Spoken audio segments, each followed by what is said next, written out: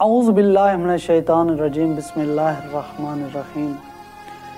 ایک شخص مولا امام جعفر صادق علیہ السلام کی خدمت میں آیا اور عرض کیا، اے فرزند رسول، میں دیکھ رہا ہوں کہ میں دین سے دور ہوتا جا رہا ہوں، شرعی احکام پر عمل کرنے اور سننے کو دل نہیں کرتا، نماز کبھی پڑھتا ہوں کبھی نہیں پڑھتا، دیگر واجبات کرنے کو دل نہیں کرتا، کہیں دینی محفل سجی ہو جانے کو دل نہیں کرتا، مجھے کوئی ایسا عمل بتائیں کہ میں دین سے محبت کرنے لگوں۔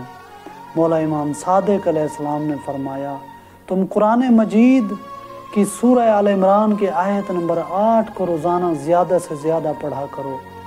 ربنا لا تزغ قلوبنا بعد اذ ہدیتنا وہب لنا من لدنک الرحمہ انک انت الوہاب۔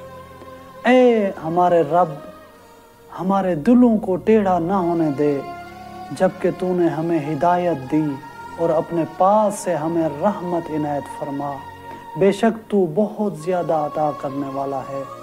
انشاءاللہ راہ حق سے منحرف ہونے سے امان میں رہو گے اور محبت دین پیدا ہوگی۔